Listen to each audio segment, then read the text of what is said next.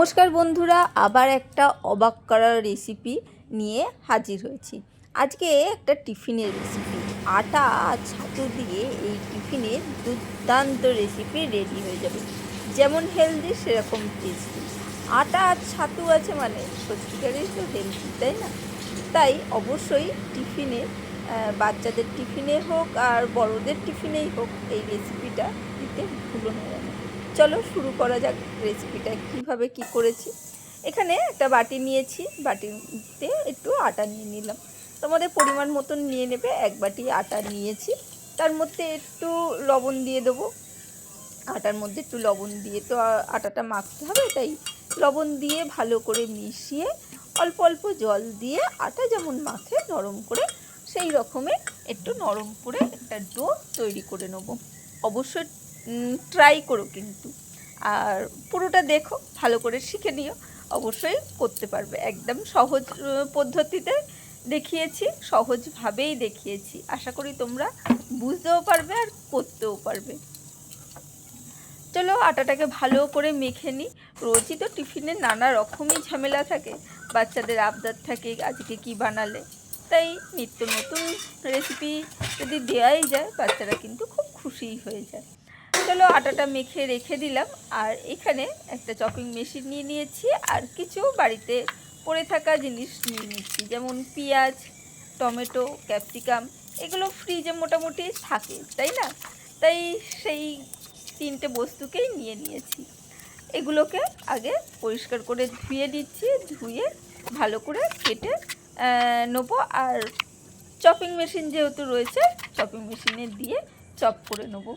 তোমাদের chopping machine না থাকলে অবশ্যই অল্প করে নিজেরাই ছুরি বা বটি যাতেই পারো একটু ছোট ছোট করে কুচি কুচি করে কেটে দিও।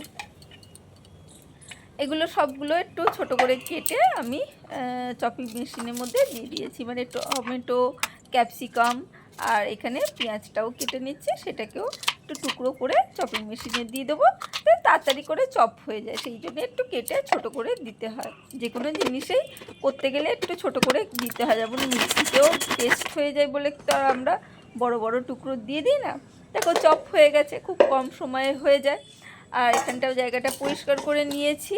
আর এখানে বাটিতে আমি নিয়ে নিচ্ছি ছাতু। আমরা যে ছাতু খাই সেই ছাতু তো আর রান্না করার কিছু থাকে না, ছাতুটা কাঁচাই খায়, সেই পরিমাণ মতন ছাতু নিয়ে নিয়েছি। আর এর মধ্যে কিছু জিনিস দেবো, একটু খেয়াল করে নাও। এখানে একটু লবণ দিয়ে দিয়েছি স্বাদ অনুসারে, অল্প করে, মানে ছাতুটা যে পরিমাণ নিয়েছি যতটা লাগবে সেই পরিমাণ। আর এখানে একটা চাট মশলা নিয়েছি, সবজি মশলাও বলতে পারো, সেই মশলা কিন্তু নিয়েছি। আর একটু চাট মশলা নিয়েছি, মানে সবজি মশলা যেটা পাওয়া যায় না প্যাকেটে, সেই চাটপাটা ধরনের সেই মশলা, বা ম্যাগি মশলা থাকলেও তোমরা ম্যাগি মশলা দিতে পারো, খেতে ভালো লাগবে। যদি না থাকে একটু জিরে ধনে ভেজে গুঁড়ো করে দিয়ে দিও, সেটাও ভালো লাগবে। দেখো চপিং মেশিন থেকে আমরা যে পেঁয়াজ, ক্যাপসিকাম, টমেটো চপ করে নিয়েছি সেইটা পুরোটা দিয়ে দেবো। একদম সব বের করে যা জল টল বেরিয়েছে চপ করতে গিয়ে সব পোস্তটাই কিন্তু আমি এর মধ্যে দিয়ে দেবো। কারণ এই যে জল বেরিয়েছে সেই জলেই কিন্তু আমরা এই ছাতুটা যেটুকুনি মাখা হবে সেইটুকুনি মাখবো। সেই জন্যে পুরোটাই কিন্তু আমরা ভালো করে পরিষ্কার করে বের করে এর মধ্যে দিয়ে দিয়েছি। আর যেটা বলছিলাম, যেটা সবজি মশলা যদি না থাকে ওই জিরে ধনে ভেজে গুঁড়ো করে নিয়েও দেবে, সেটারও স্বাদ কিন্তু দারুণ আসবে। না হলে ম্যাগি মশলা দিলেও বেশ ভালো থাকে।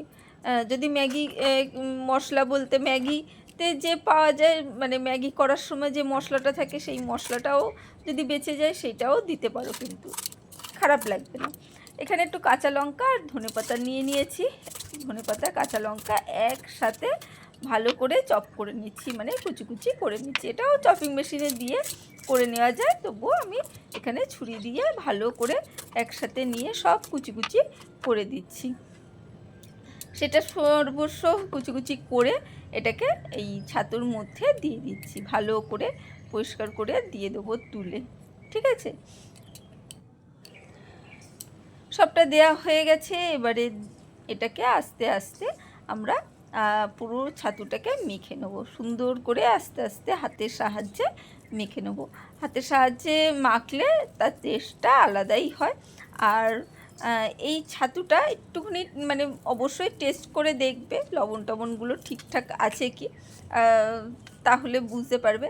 আর এই ছাতুটা মাখার পর যখন মুখে দিয়ে টেস্ট করে দেখছিলাম যে লবণটা ঠিক আছে কি, সত্যিকারে কি বলবো, কি দারুণ লাগছিল, মনে হচ্ছিলো শুধুই খেয়ে নিই, এত সুন্দর ছাতু মাখাটা হয়েছে। হ্যাঁ, এরকম শুকনো শুকনো তো খাওয়া যাবে না, তখন একটু জল দিয়ে একটু পাতলা করে নিতে হবে। যারা একটু মাখা মাখা খেতে ভালোবাসে সেইভাবেও কিন্তু এই ছাতু মাখাটা খাওয়া যায় গরমে। চলো দেখো, একটা বাইন্ডিং মতন হয়ে গেছে। আমি কিন্তু এক ফোঁটাও জল দিইনি, সবজি থেকে যেটুকুনি জল বেরিয়েছে সেইটুকুনি কিন্তু দিয়ে আমরা কিন্তু মেখে নিয়েছি। আর ছোটো ছোটো করে গোল গোল করে বল করে আমি রেখে দিচ্ছি, পরিমাণ মতন বল করে রেখে দিচ্ছি, কারণ তাহলে কি হবে, ওই পুরটা ভরতে সুবিধা হবে। তাই ছাতুর এগুলো বল করে তৈরি করে আগে থেকেই রেখে দিচ্ছি, মানে করতে করতে আর তখন বল করতে হবে না, অসুবিধা হবে না। দেখো একদম এইভাবে মানে একটু মেখে মেখে হাতে চেপে চেপে জাস্ট বল করে রেখে দিলাম।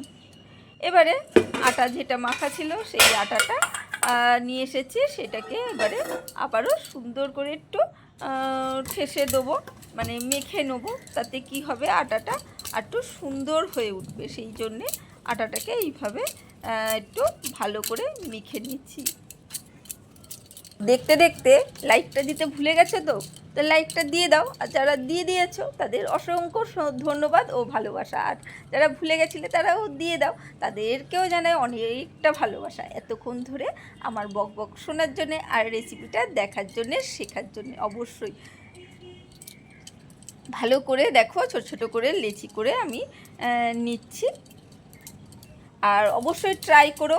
আর নতুন যদি বন্ধু কেউ এসে থাকো, যদি রেসিপিটা ভালো লেগে থাকে, অবশ্যই এত দূর রয়েছো, নিশ্চয়ই রেসিপিটা ভালো লাগছে তাই এত দূর রয়েছো, তাই অবশ্যই চ্যানেলটাকে সাবস্ক্রাইব করে রেখো। তাহলে কি হবে, যখনই ভিডিও দেবো তখনই তোমরা দেখতে পারবে, তোমার সুবিধা মতন সময় মতন কিন্তু মানে রেসিপিগুলো দেখতে পাবে। চলো, এখানে ভালো করে লেচিগুলো পাকিয়ে নিয়েছি। এবারে ছোট ছোট বল করে এবারে বেলে নেবো। একটু অল্প তেল দিয়ে দিয়েছি, তেল দিয়ে কিন্তু আমরা বেলছি। আর যারা অলরেডি আমার বন্ধু রয়েছে, নতুন পুরনো সব বন্ধুদের জানাই অসংখ্য ধন্যবাদ এইভাবে সঙ্গে থাকার জন্যে। দেখো, একটু বেলে লেচি করে নিয়েছি।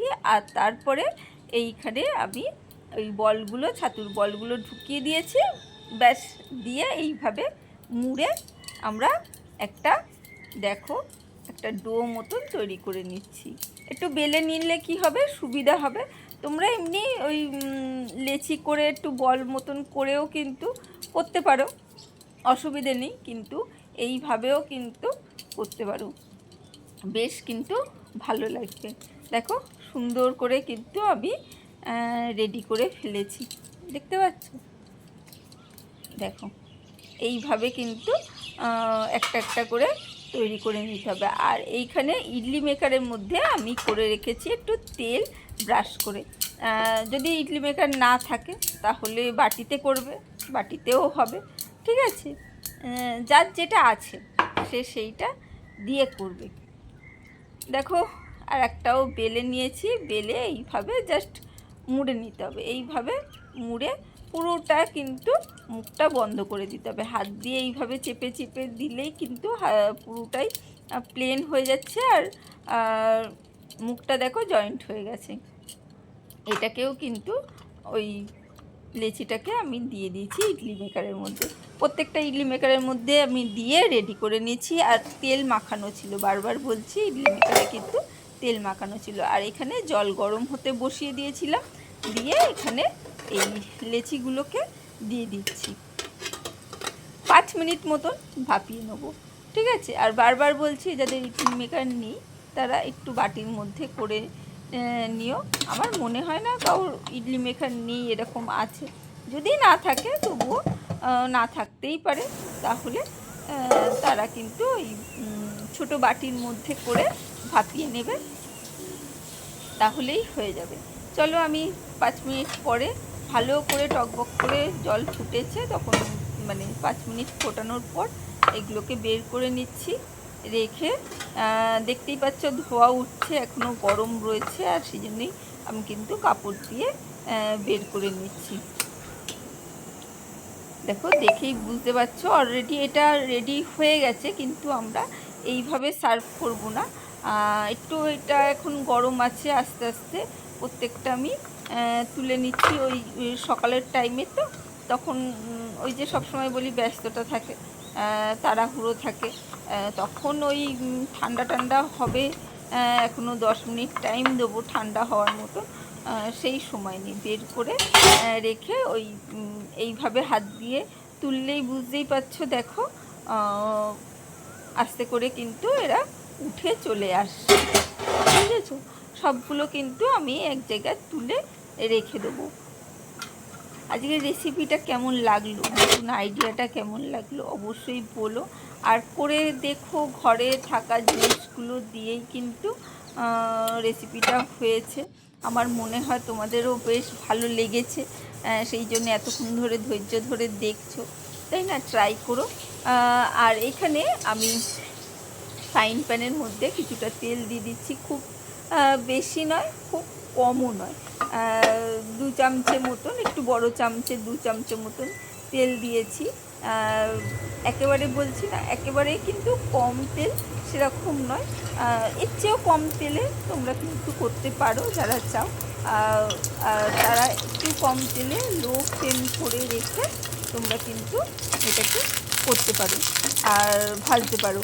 আর না হলে এই যে এরকম তেল দিয়ে মিডিয়াম ফ্লেমে এইভাবে কিন্তু একটা একটা করে ছেড়ে প্রত্যেকটা সবগুলোই মোটামুটি ছেড়ে ফ্রাইং প্যানে কিন্তু ওলট পালট করে ভেজে নেবে। হ্যাঁ, মিডিয়াম ফ্লেমে জিনিসগুলো ভাজবে, তাহলে কিন্তু জিনিসগুলো কি হবে, বেশ সুন্দর মুচমুচে হবে, বাইরে থেকে বেশ মুচমুচে, আর ভেতরটা তো নরম, ছাতু দেওয়া রয়েছে তাই নরম হবে।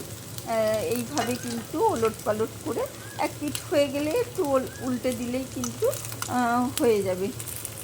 প্রত্যেকটা কিন্তু মানে বাইরে থেকে সুন্দরভাবে কিন্তু ভাজা হয়ে যাবে। আর বললাম না একদম কিন্তু আটা ছাতু দেওয়া, যেহেতু বেশ কিন্তু হেলদি খাবার কিন্তু টিফিন, অবশ্যই ট্রাই করো। আর গরম শীত বর্ষা যখনই হোক না কেন রেসিপিটা কিন্তু ট্রাই করা যাবে। এটা কিন্তু বেশ মানে হালকা ফুলকা খাবার, আবার পেট কিন্তু বেশ ভরিয়ে রেখে দেবে, তাই না? অবশ্যই ট্রাই করো, ভালো লাগলে লাইক কমেন্ট শেয়ার করো, এইভাবেই সঙ্গে থেকো। দেখো আমি প্রত্যেকটা কিন্তু আমি আস্তে আস্তে প্রত্যেকটা ওলট পালট করে কিন্তু আমি একটু লাল লাল করে ভেজে নিচ্ছি। একটু লাল লাল করে ভেজে দিলে কি হয়, বাচ্চারা খেতে ভালোবাসে, আর কিছুই নয়। বড়রা তো হেলদি খাবার খাওয়ার জন্যে মোটামুটি খেয়েই নেয়, কিন্তু বাচ্চারা তো মানে সাদা মাটা দেখলেই আগে মুখে দিতে চায় না, তাই না? তাই ওদেরকে দেওয়ার জন্যে অল্প করে একটু লালচে করে কিন্তু ভাজতেই হবে, কারণ ওদের যতই বলো না কেন একটু দেখতে ভালো না হলে ওরা কিন্তু খায় না, তাই না? দেখো আমি প্রত্যেকটা ভেজে নিয়েছি, ভেজে আমি তুলে নিচ্ছি। দেখো কি সুন্দর দেখতে হয়েছে, তাই না? যেমন দেখতে হচ্ছে খেতেও কিন্তু সেই রকম সুন্দর হয়েছে, বাইরে থেকে একদম মুচমুচে আর ভেতরটা বেশ নরম। প্রত্যেকটা দেখো আমি তুলে রেখে দিচ্ছি। আমার রেসিপিগুলো কেমন লাগছে অবশ্যই জানিও। আজকের জন্য টাটা, বাই বাই, আবার দেখা হবে অন্য কোনো দিন অন্য কোনো রেসিপিতে। ভালো থেকো, সুস্থ থেকো, আর সবাই সঙ্গে থেকো। টাটা।